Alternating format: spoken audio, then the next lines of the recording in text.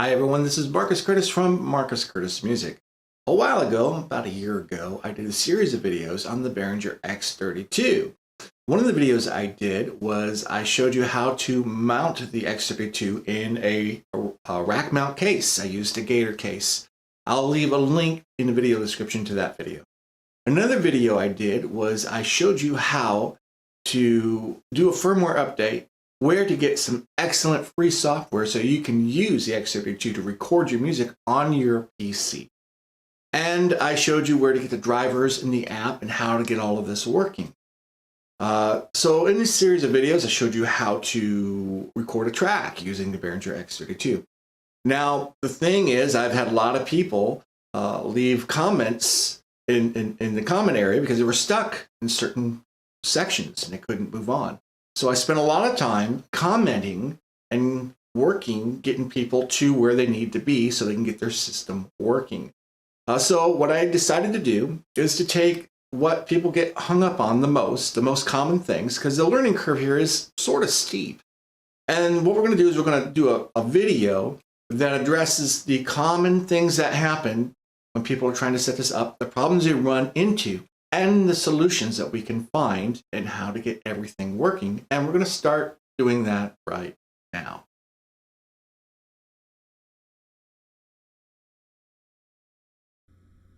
Okay, in our first problem, people have trouble getting the mixer to work in the computer, or the computer doesn't see the mixer. So there's a couple things to check here to make sure that everything is working okay. So what we're going to do is we're going down here to where the start button is. We're going to right click, and then we're going to go up to Device Manager. And as Device Manager comes up, you'll see a couple different places here. Audio inputs and outputs. We're going to go ahead and open that up there. And you should see it listed right in here. Another place it could be listed is down here in Sound, Video, and Game Controllers. And you should see it listed down here. So what I'm going to do now, I'm going to pull this down a little bit. I'm going to go turn on the Behringer X32. Stay with me here. Okay, so as you can see, we have the Behringer X32 USB listed right down here. And we have it listed here. And we have it listed here. And we have it listed right here. We can open this up, see. So you're not going to see every channel on the Behringer. You're just going to see out 1 and 2 and in 1 and 2. But that doesn't mean you don't have access to 32 tracks. You still have access. This just tells us that the computer does see the Behringer, and this is what you want. Now, if this opens up and you have a yellow box or yellow triangle here, then you have driver issues. And let me show you how to resolve that and how to fix that. The main problem that we get is that you have the wrong driver with the wrong firmware version with the wrong app version. And a lot of times what people do is they download the most current drivers. Maybe they have their mixer used, or maybe the firmware needs to be updated, and the outdated firmware doesn't work with the new drivers. Or maybe they've downloaded the old drivers and they've updated the firmware, and now the older drivers don't recognize the new firmware. So the easiest fix for this to get everything working is to download the most current versions. These things work in sets. If you have the older drivers, you need the older app version, and you need the older firmware version. If you have the newer firmware version, you need a newer app version, and there's several different versions. So to fix this is fairly simple. We're just going to go ahead and open up our browser, and in our search engine, all we have to do is type Behringer. It's going to come right to the top here. We're going to go ahead and click on that, and as it loads, we're going to go over to Downloads and click on Downloads. And so now we need to find our mixer drivers. So what we're going to do is going to go down to where we get to mixers here, mixing consoles. Then the next thing we want to do is select digital mixers. So here's all of our digital mixers that we can choose from. Okay, so I have the X32 producer. So we're going to go down here and find the X32 producer. There it is. And so I'm looking down here. Version 4.41 is the most current firmware that you can get. Okay, so that's what you want. See, we have older firmware though. There's 2.05. There's like 3.0 something else. So there's like several different versions of firmware. So if you want the older firmware, you can get that. And you'll have to go through their search. There's a couple different pages here you can go through. But you want the most current firmware, then you want to go ahead and get the most current driver, which in this case is going to be Windows driver, XUSB. And if you have the X Live card, you're going to want that driver instead, okay? Depending on what card you have on the back of your mixer. There's where you're going to get your driver. And then you want the most current version of the app. This is we're using a PC. Version 4.2 is the most current version of the app. So make sure you have the current version of everything. Because if you just downloaded the drivers in the app without checking your firmware, that could be where your problem is coming from. Now, I did a video earlier that basically showed you how to update the firmware and how to download all this stuff and configure it. And I'm going to leave a link for that in the video description. Just follow the instructions in that video. It'll walk you through step by step how to get everything working. Okay, another problem that people seem to have is that they can't get the Behringer mixer to work inside Cakewalk. So we're going to go ahead and open up Cakewalk here. And then we're going to go ahead and open up a basic, simple project. Just an empty project. And now when that loads, we're going to go ahead and load a track, insert an audio track. I'm going to pull this down right here. As you can see, here's our input section. When we click on our input section, no Behringer is listed. All we see here is the sound card. Okay. And in our output section, we can all we see is our master bus here or our sound card. Okay. But we don't see the Behringer anywhere. And the reason why is because it has to be set up in your preferences section. To get to preferences, we go to edit and we can click on preferences right here. Or you can hit P on the keyboard and that will also bring up preferences. Okay. So the first thing we notice is we have a list of different audio interfaces here. And I have the digital audio interface. My line 6 pod is here. Here is the US 1608. Okay, that's my Tascam unit. Here is our Behringer mixer, and it's not selected. Okay, and if we go to driver settings, you can see various aspects that we can set up and adjust in here. But what we want to do really is go to playback and record, and we want to change our driver mode. Okay, so we're going to click on this and we want to go to ASIO. So MME stands for Multimedia Extensions, and this is technology that was around in Windows 95 and 98. So if you have an older computer, this is what you would use if you're using your sound card. WDM is Windows Driver Model, Kernel Streaming, and basically this worked with Windows XP.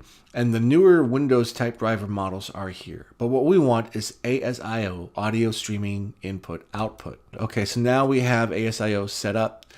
And we're going to go down here, hit apply. So now we need to go select our mixer. So I'm going to go back to devices. Notice nothing is check marked. We have 3 different types of audio interfaces we could use because the card and the other stuff doesn't use ASIO drivers. Only these 3 devices do. So if I go down here to the Tascam and I highlight that, it grays out the other audio interfaces. So what I'm going to do is I'm going to highlight the USB, and if it's not highlighted in here, it's not going to show up in our input right here. You need to highlight it here to show it up in here. Okay, so now we need to highlight our outputs. So we're going to go down here and highlight output 1, and now let's go ahead and hit apply so I can show you. Okay, so now when we select our, go ahead and close this out. So now when we select our inputs, here are all of our Behringer inputs. Here's all 32 channels right here. Okay, and here is our output. We only have one output to select. So I'm going to hit P for preferences again. And we're going to go down to where our other outputs are. We're going to highlight the rest of these outputs. We're going to go ahead and apply them. Very good. So now Close that out, and we'll go over here. And here's our 4 outputs. So whatever is not checked mark is not going to show up over here. So now our hardware is set up, and we can select a track. We can record the first channel or the second channel, or we can record in stereo mode from the first and the second channel combined. So now here's our Behringer inputs, and here are our Behringer outputs.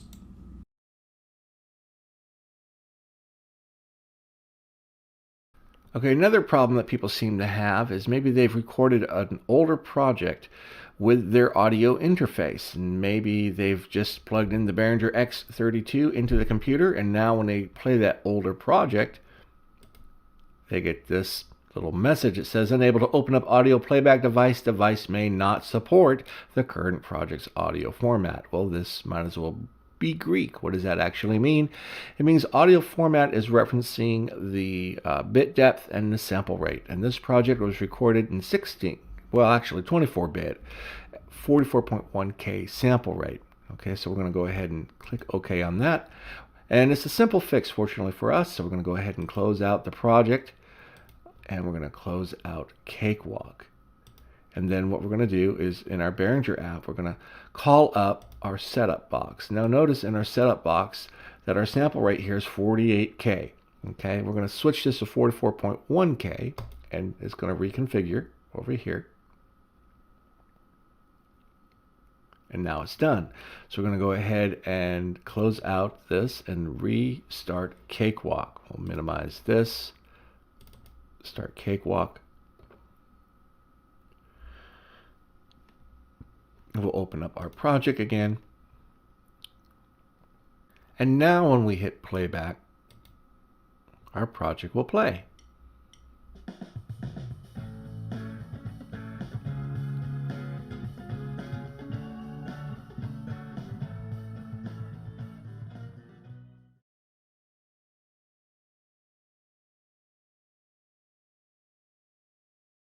Now, I did a previous video showing you how to mount this mixer into this particular Gator rack case. And I'll leave a link in the video description. But here's the plate that we use to mount the mixer on. And if we can measure this, you'll see that it's roughly 11.5 inches long. We have 1, 2, 3, 4, 5, 6, 7 screws on the top of the mixer plate, okay, or the mounting plate actually. So we can get these plates through Sweetwater. Let me show you where to get the plates if you don't have.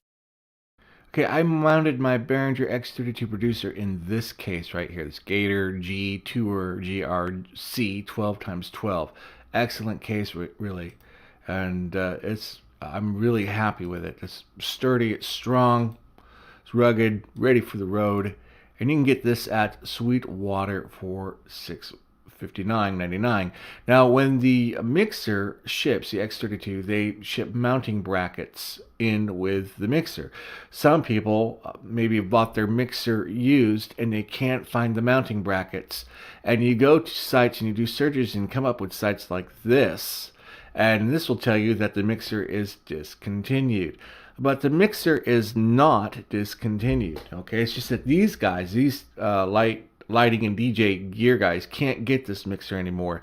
Behringer had to do some reworking of the way they redistribute things. But you can get the mounting brackets at Sweetwater, actually. They call it rack ears. And if you do a search, you'll see all of these different types of rack ears come up from various types of mixers that they have.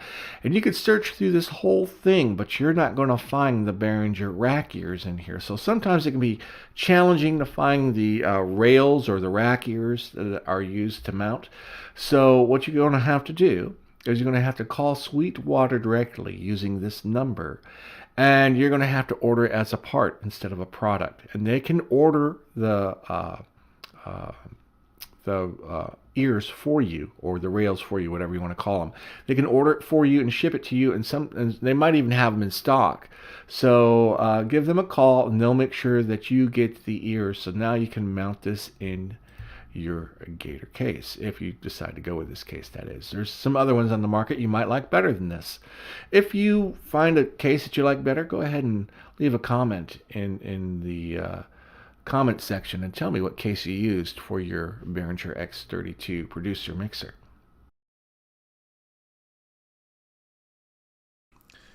Another common problem that people seem to have with recording audio is dropouts, or they'll get clicks or pops in their music.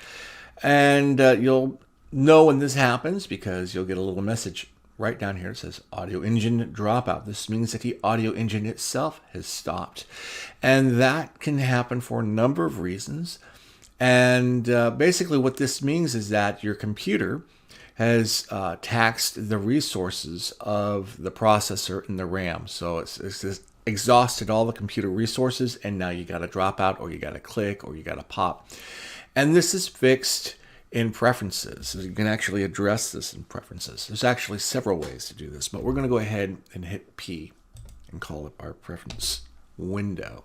Okay, so in driver settings, you can see this is where we adjust our buffer size, and a buffer has to do with something called latency. So what is latency? Latency in a nutshell is delay. It's the amount of time it takes for the audio from the audio interface to be recorded on the hard drive. And we can adjust latency through the buffer size. Okay, so if we click on this ASIO panel right here, it's going to call up our USB control panel. And in buffer size, we can adjust this. Right now we're at 256 samples. This is actually a pretty good latency setting. Okay, so if we go ahead and go all the way down to 8 samples, for example, when we play this project, we're going to get this message, this audio dropout message again, because that is just too low of a latency setting. And depending on your computer, if you have a lot of RAM and you have an SSD drive and you have an i7 processor, you can get this fairly low. I've done latency at 128 samples with no problems. The default latency setting is 256 samples. Now notice every time I do this, the slider automatically adjusts right in here. And our latency is 5.3 milliseconds. Now I know that sounds like a lot, but really that's not that bad. And you'll see some people who say, well, I want zero latency. You're not going to have zero latency in this setup because there's going to be a delay no matter what. Okay, so and it's with all software. All software does this. There's a latency section for all software, and by increasing the buffer size, you can increase the latency setting, and by increasing the latency setting, you totally get rid of all the dropouts, and all the messages will go away. So 256 is a good setting for the Behringer X32. Doesn't matter what model you have. 5.3 milliseconds is pretty good. I've used other audio interfaces that had as much as 11 seconds, believe it or not, and 8 seconds. So 5.3 is pretty good. If you want to lower that, you just go over here and go to 128, and you could probably get away with a 2.7 millisecond latency, and that's not bad at all. Now you want low latency whenever you're recording. The lower the latency, the better when recording audio. But when you're mixing, you don't need low latency. You want it at a certain latency, but you can actually raise the latency while you're mixing. So sometimes what I'll do is I'll go up as high as 124 samples, and I'll have a 21-second latency. For a small project, that'll work, but what we'll do is we'll go to 512 seconds samples and have a 10.7 second latency. This will work if you're mixing audio. Okay, so if you're using a lot of plugins and you're getting dropouts and things aren't working properly, go ahead and raise your buffer size and raise your latency, and that will avoid that problem. But when you're recording music, make sure that your latency is lower. You want a lower latency setting. 5.3 seconds is perfect. You can do 32 tracks of recording with this latency with no problems whatsoever. So that is one way to address latency. Another way to address latency is to configure your computer so that your computer is using less system resources. So those are the 5 topics I get asked the most about. I can't get the computer to see the Behringer. I can't get Cakewalk to see the Behringer, or I can't get the Behringer to show up inside of Cakewalk. I can't get Cakewalk to play back older projects. Where did you get the rails for the mixer? How do you mount it in the case? And finally, dropouts. So hopefully this addressed most of the issues you're facing. These are simple fixes, really, and troubleshooting these can be a pain, but hopefully all of the solutions are provided. So in the next video, what we're going to do is we're going to cover the installation of the X Live card. I just received it, and I'm going to start making videos about that. So if you're still having problems with dropouts and they still appear, then you probably need to shut off programs that are running in the background, and you probably need to configure your computer so that you minimize your system resources. That way your Cakewalk application and Behringer will take full advantage of all the resources that are in your computer. Now, if you would like for me to make a video about how to do this, just leave a comment in the comment area and I will work on a video that will address this issue for you. And as always, thank you so much for watching. I really appreciate your support. Please like the video so that the YouTube algorithm will recognize the video, and subscribe. If you're watching a lot of these videos, go ahead and subscribe, and we're going to go into something totally different with the Behringer mixer. Coming up next, we're going to do the X Live card, and we're going to do multi-track recording with just the mixer itself. So we'll see you in the next video.